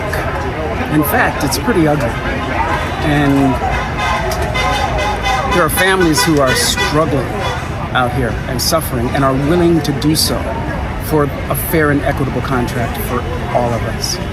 And we're not going anywhere. So get right, get real, or get gone, because your Wall Street partners aren't happy campers right now. Y'all are losing profits, head over heels, hand over fist. And I know that there are meetings happening in back rooms all over this town. And so, greed, it isn't good for any of us. So let's get real. Let's come back to the table. Let's make a fair and equitable deal, and let's get back to work. It's kind of neat seeing like the more famous people out there, like, because he don't need the money, right? And it's good to see that the more famous, more well-to-do people are out there, like advocating for the people that work in their industry. You don't really see that in a lot of other industries. So that's good. LeVar Burton, a bit of a treasure. We've played other clips of him talking about other issues. I think one of the better ones we played was one where he talked about critical race theory, and what he said was pretty fucking spot on, as usual. Now, here's two people who are famous who were not spot on. Ashton Kutcher and Mila Kunis went ahead and wrote a letter in support of Danny Masterson to the court after Danny Masterson was convicted of multiple rape charges. And here's their little apology video, which seems like a lawyer wrote it. We are aware of the pain that has been caused by the character letters that we wrote on behalf of Danny Masterson. We support victims. We have done this historically through our work and will continue to do so in the future. A couple months ago, Danny's family reached out to us and they asked us to write character letters to represent the person that we knew for 25 years. Yeah, but he did that 20 years ago. Like when y'all were thick as thieves is when he did that. Like that's when what the fuck? Who wrote this for you? That the judge could take that into full consideration relative to the sentencing. The letters were not written to question the legitimacy of the judicial system or the validity of the jury's ruling. They were intended for the judge to read and not to undermine the testimony of the victim. It's like nobody told us these were a matter of public record, you dumb fucks. Or re-traumatize them in any way. We would never want to do that. And we're sorry if that has taken place. Our heart goes out to every single person who's ever been a victim of sexual assault, sexual abuse, or rape. Except like people they knew what was going on at one point because there was like a whisper network about it. And you think they didn't hear none of the whispers? They heard the whispers. There's a clip of a night, like a late night host fucking just kind of telling Masterson that everybody knows what's going on. It was kind of ominous. I forget which one it was. I think it might have been Conan, who I don't even really like that much, who was like, oh, everybody knows about you. You'll get caught. And I was like, whoa, that was trippy. Anyway, this is interesting. This is the Great Dinosaur Debate. This is part of a longer video, but they were nice enough to give us a timestamp. So here we go. We're going to talk about whether or not dinosaurs existed. We have these little dinosaurs right here because we've kind of jokingly talked about how do we know really what dinosaurs looked like. Today we have all these depictions of dinosaurs with they're sure that their skin looked like this, that they sounded like this, that they looked like this. And how do we know? I'm skeptical about the modern rendering of dinosaurs. How do we know that dinosaurs really existed and that they weren't just big hippopotamuses? What the fuck? Well, first of all, you need to be skeptical about what they actually look like, simply because... Is that Ken Ham? That's fucking Ken Ham. When they find dinosaur bones, they really only find a few. There's not that many. Now, we have a reconstruction of a dinosaur skeleton at the Creation Museum. It's a big one. It's an Allosaurus. It's said to be the best Allosaurus skull ever found. It's 97% complete. Yeah. And the secularists hated the fact that we were donated that. It's worth over $1 million. And there were a few other bones found, and so based on other bones that have been found and other deposits, they're able to sort of reconstruct the bones of that dinosaur. But they don't find all the bones of a dinosaur when they find those. But first of all, do I believe in dinosaurs? And the answer is yes. Oh well, fucking at least we got that. Let me explain. People say, but the Bible doesn't have the word dinosaur in it. It doesn't say God created dinosaurs. Well, it doesn't have the word email in it either, right? Because email is a modern word. The word dinosaur is a modern word. It wasn't invented until 1841 by a man called Sir Richard Owen. He was a famous British anatomist, founded the British Museum of Natural History. And in 1841, from two Greek words, dinios and saurus, he invented the name dinosaur, which means terrible lizard. That's why most people think dinosaurs are all great big monsters. And what had happened was, back in the early 1800s, some would say it even goes back to the 17th century, but that bones were found. But really, the first bones that were really found and named were in 1822 by a lady whose husband was interested in fossils and so on, and they found the bones of a creature called Iguanodon. So Iguanodon and then Megalosaurus were the first two. And Sir Richard Owen realized there's this group of animals we're finding in the fossil record that have certain distinguishing characteristics. And so he invented the name dinosaur. Now, since this is fucking, we can't possibly run any more of this. I should have put that in red light because that would have been fun to run for a long time. He's like, I do believe in dinosaurs, but there's a lot of weird shit in the but part. We would, I would advise people not to listen to Ken Ham on dinosaurs. And I liked how the fucking the host was like, well, did they even exist? Or were they just a hippopotamus? They might have just been a hippopotamus. They were the hippopotami of their day. Anyway, I tried not to cover this next one. There was this fucking human thumb looking guy who had a big old meltdown about pronouns in a video game or something. And I can't not cover it because his response to people making fun of him is just amazing. It's just absolutely fucking amazing. Check this out.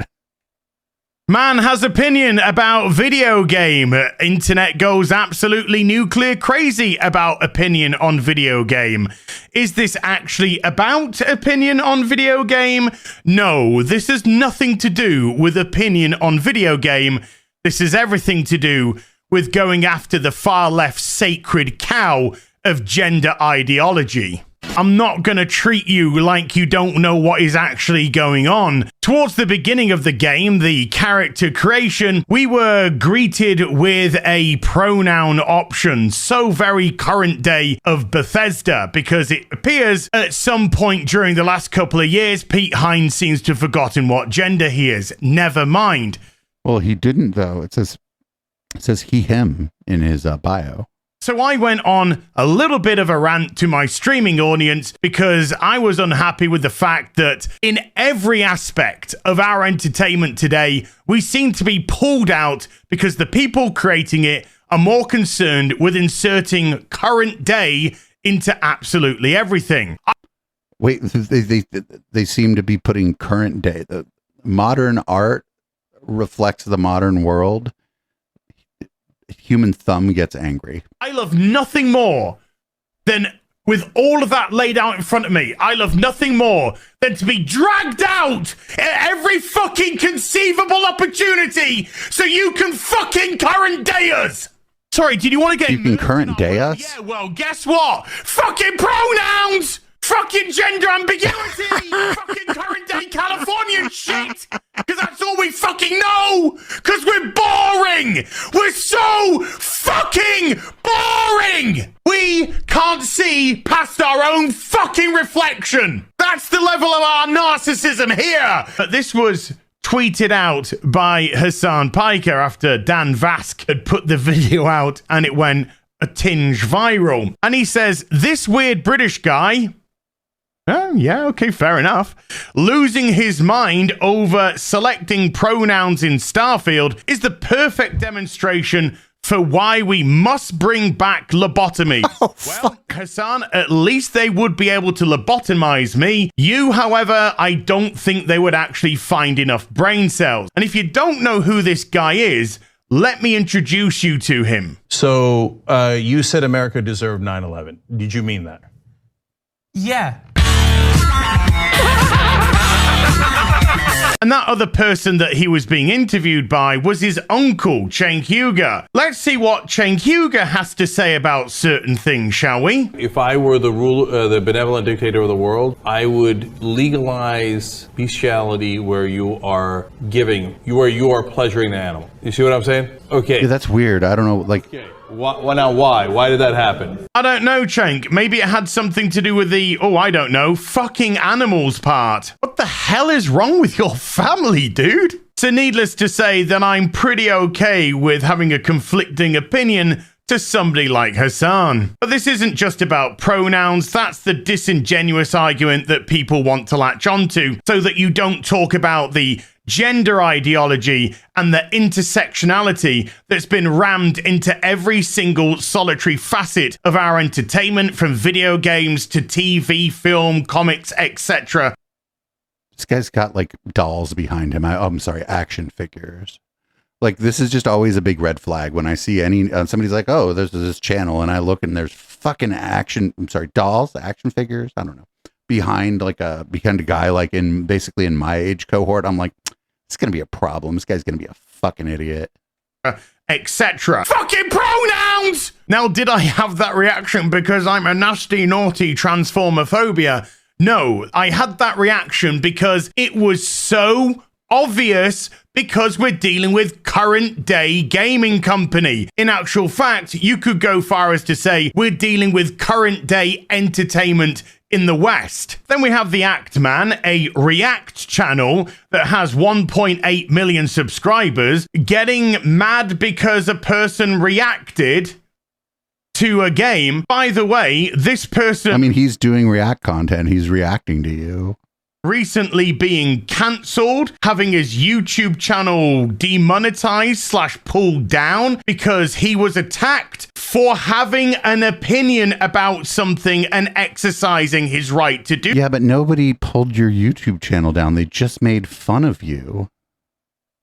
Like, these people are just so soft. I think PJ is the one who always uses that terminology. They're just so soft. Like, like other streamers are going to make fun of you. I'm sure there's like a streamer out there who made fun of me. I just never heard about it. If I saw a clip of a streamer making fun of me, I'd be like, oh, I guess that streamer is making fun of me. Do so. Now, he's actually jumping on that bandwagon to attack somebody who is exercising their right to have an opinion. I guess turnaround is fair play, hey? Don't worry about the hypocrisy of it. But he didn't call for you to like have your channel taken away. He just accurately described what you did, actually. Now that I look at the first sentence, I'm like, yeah, that seems like the video I saw. Dude, you do you. So his tweet starts off with gorilla-shaped man, which, by the way, I can't take any other way than a compliment, in silverback, baby. On the verge of crying. We've already had to go into a lie because you want to embellish your information. No, I'm surprised he didn't cry. Man, yes. Ranty man, yes. Angry man, yes. Crying, no. Just say it how it is. If you feel comfortable with his position, why lie? Because Starfield lets you pick pronouns at the start of the game and then is never brought up again. Well, if it's never brought up again, why do you even have to pick the pronouns? And you would have a better point of argument here if the game allowed you to skip the pronoun nonsense. What are your pronouns? Skip. Because the game understands that when you've picked the... Wait, did this guy just choose another my pronouns are skip and skip? Male character, you have male pronouns. And when you pick the female character, you have female pronouns. So if it's never brought up again, what is the issue? What is the problem? Why is it even there? It's there to compel you to do so. It's there to compel you to participate in the gender ideology that they've shoved into the game. But again, you're being disingenuous because you're not even addressing the rest of the argument, which is the fact that this is shoved into all types and kinds of our entertainment here in the West. Fucking pronouns! Yo, he was like, oh, I'm going to get them. I'm going to do a video about them and I'm going to fucking show them. Well, you just played yourself. That guy, like, I think even Hamburglar Dan Badandi would probably make fun of that guy. Even though Hamburglar Dan Badandi agrees with that guy, I feel like our buddy over there, Hamburglar Dan, would definitely make fun of that guy. At least you're leaving somebody else alone. That's what I could say. So up next, we got this is from a Trump rally, and this is a lady, strangely enough, with purple and blue hair, telling you how not to raise liberal kids. So hey, tell me about your shirt. My shirt says just a regular mom trying not to raise liberals. So how do you not raise liberals? First of all, you homeschool. I'm homeschooling my 3 kids. How do you make sure they don't grow up to be socialists? Pray. You pray every day? Yes, pray every day. Yeah, and that's one way to help, fight against the indoctrination. Yes. Yep, I think so. Absolutely. It's forced indoctrination. Yes, and I don't know why we have to pay for that as taxpayers. They should be paying me for homeschooling my kids. And think about how many women have come out and said that Obama was sexually molested them or I think 0. I think the number. I think we're looking at the number. I think the number we're looking for is 0. The motherfucker's squeaky clean. I mean, outside of his foreign policy record. No women are going, hey, he was mean to me. No women. No, it's a little suspicious that not one woman came out and said that Obama sexually assaulted me. No, there was no allegations of harassment or assaults for Obama at all. And that is, that's funny. I never thought of it that way. Thank you. Yep. But, but there's tons for Trump. We're doing a big whole thing on the socialist agenda. What are some ways we can stop the socialist agenda? Oh, goodness. We could start with those journals. Can we throw those out? Journals? Yes. Kids were started to journal about 30 years ago. Kids did. 30 years ago? Did you know? 30 years ago. The year was 1993. And the diary was invented. Oh, she doesn't mean that one.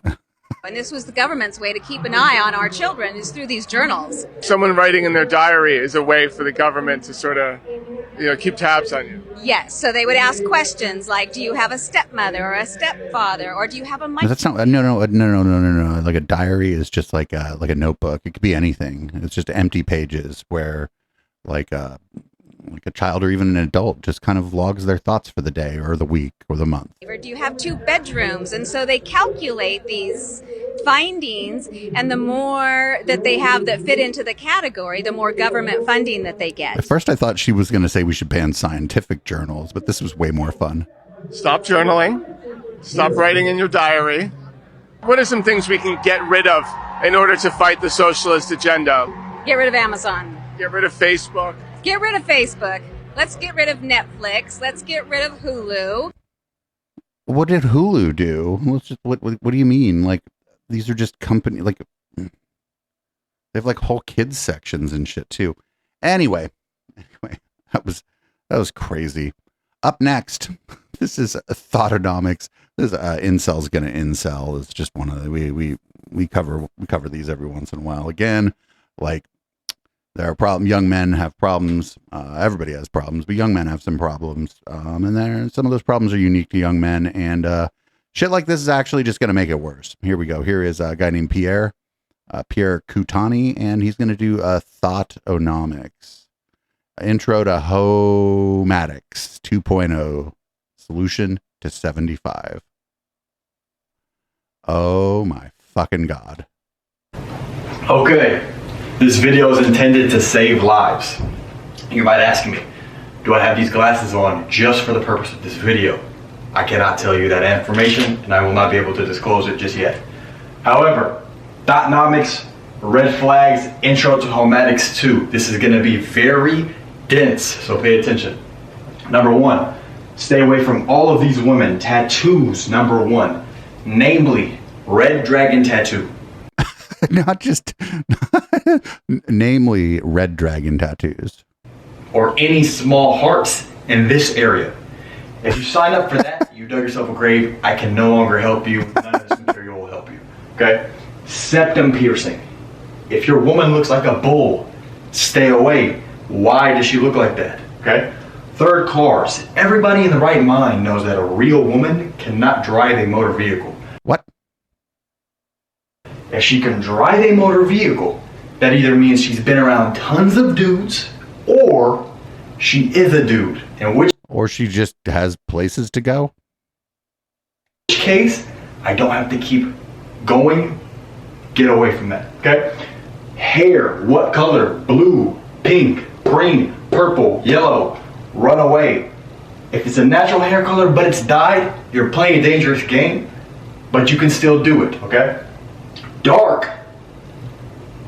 This is referring to skin. Now, oh no. I'm not going to talk about anything here for fear that I might lose my account. Oh no.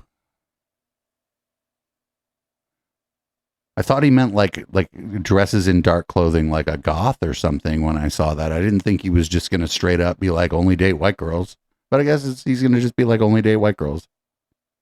But Hassan, Mr. Overpaid, has great content relating to this. Please reference his material. It's very all-inclusive.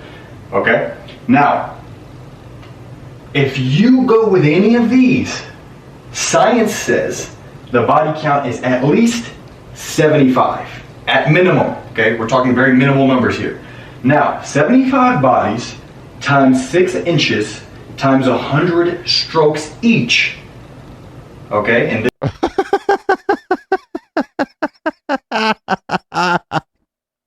oh no, there's like a fucking pussy odometer in this now. this is being modest, is equal to 45,000 inches. Okay? 45,000 inches is 1,143 meters, equal to 10.9 soccer fields, for you British folks, or 4.6 HMS Bismarck battleships. Can you take that much power and force? So why are you with a girl that can? Do you see my logic here? So you need to be able to either take out 4.6 battleships, okay, or fight people equating to 10.9 football teams times 2, because there's 2 teams on each field, or you need to break up with this woman, okay? This is very serious because it's going to feel all good handy-dandy for 2-3 months, but here you go with a girl that has tattoos, a septum piercing, can drive a Ferrari, and blue hair, and then all of a sudden you have 11 kids on hormone replacement therapy. Wait, what? Okay, so I'm trying to save your life. I would advise that you take it. Start from the top, work down, study this material. Okay, these equations were provided to me by Professor X on Twitter. I can't release his handle for other political reasons, but just know. Okay, and take this to the bank and deposit it. Yeah, I'm starting to think we got. And by we, I mean me. I'm starting to think by the end it got too ridiculous. The pussy odometer part of it specifically. I'm like, yeah, I think I got. I think I got. I don't know. You can look in the the show notes, I guess, on the podcast, and if you're in the Twitter, if you're in the Twitch, you can hit !docket to get a thing. Because I just took a quick look at the comments, and I'm not sure. I'm like 60-40 though that I got here, maybe even 70-30 that I got because it got too crazy. It got just a little too turbo there. Anyway, we got 2 more before we go into red light, everybody. We made it almost 2 hours tonight, almost the perfect docket, though we're not going to quite get to 2 hours, I don't think. Up here, we got Charlie Kirk's guest, as you'll be able to tell, knows everything about the non-whites. People who think that this is not going to make him more relatable with non-whites don't know non-whites, like the real non-white population in this country. We interviewed somebody the other day, and I mean, basically, Charlie. Yo, this guy's got a 72-hour food kit behind him. Who is Rich Barris? I just never would believe I would hear a young African American man talk about a billionaire white guy like this. But he's basically like, now Trump knows how we feel. He's got the best chance to take it to the man. He's got the best chance to take it to the system. And I can't stand the system. So the biggest FU I could give him is vote for Donald Trump. I'm getting word from my chat that this guy tends to block people on Twitter there. This guy doesn't know like what fucking people of color think about this. This is like a talking point that they've been trying to run. And it's a little bit racist, but it's also really stupid. I think like a lot of people who have interacted with the justice system are probably feeling a little cathartic about this, right? They're like they're finally seeing the justice system interact with the powerful person, and it looks like the powerful person might get their comeuppance here. And I feel like that's more likely the point of view of people who have interacted with the justice system. And I don't think that's necessarily, with disproportionately people of color, but that's because of racism. Trump ain't no victim of racism. Anyway, we got one more. And as is often the case, our very last thing on the docket here is one Mr. Jordy Pete. He's going to relay a story from history, but it's actually from the video game Skyfall, which is a callback to another clip we just watched. Are we rolling? Nice rat. Thanks, man. That's my nickname, is the Rat King. Oh, yeah. So that's kind of... Do you have a nickname? Do you know what a Rat King is? Huh? Do you know what a Rat King is? Oh, my God. It's a terrible story. There is a Rat King. Well, this is the theory now. I don't know if people ever did this. So imagine your village is full of rats. Oh, yeah. Okay, so now you go catch 10 rats. Okay. You throw them in a pit. Okay. Soon, there is one rat, because he gets all the other rats. He's a champ. Then you throw 10 more rats in there. Soon there's one rat. You do that 3 or 4 times. Then you take the remaining rat and you let him go. And soon there are no rats in the village. Really? That's the theory. Wow. So it was like the toughest of them all. Yeah, and then he learns to eat rats. Wow. So I'm getting word from the chat that I was wrong, that this is actually the plot of a James Bond film. I don't know, but it's a lot of times, and it's one of the things they talk about it on Decoding the Gurus podcast. That's sort of like our friends, friends of the intellectual Dollar Tree. They talk about how he often will cite a movie or like a TV show and sort of at the beginning acknowledge that it's a movie or a TV show, but then by the end of it, he's talking about it like it's a historical event that, really, really, really did happen. Anyway, that's been the podcast. We're almost at 2 hours tonight. That's pretty good. Usually lately, we've only been able to maybe do an hour 15, an hour and a half, and then we have to turn the lights red way before 9 o'clock, which is generally against the rules around here, but sometimes we got to break the rules. Thanks everybody for listening to the show. Thanks everybody viewing live. Of course, if you're viewing live or you've gotten our show from Patreon or from our membership via Fourth Wall, there's more show.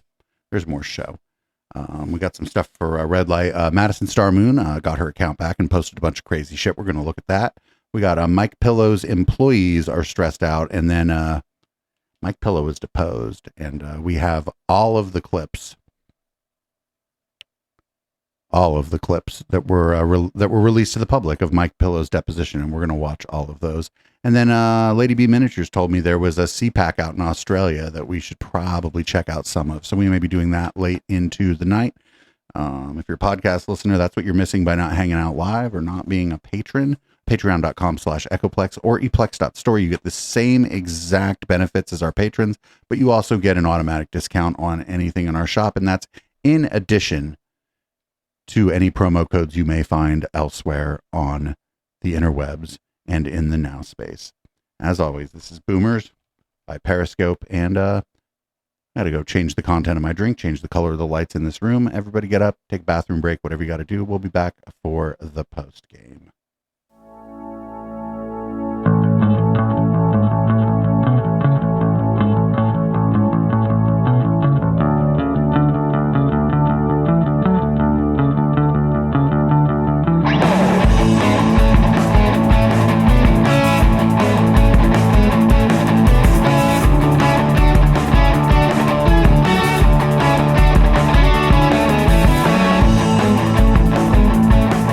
You recall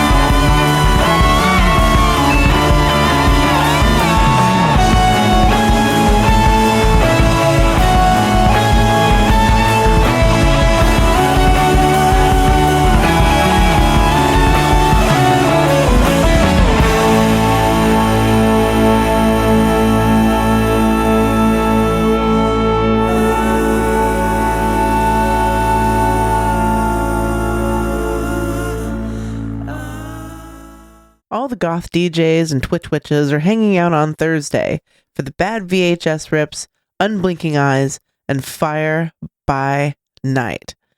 Thetans and Satans comes from an interest in the cult of Scientology, moral panics, Satanism, and how they set the tone for the extremist social media panics of today.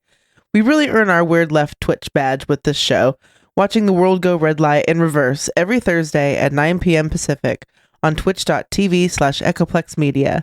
Find our full schedule at echoplexmedia.com.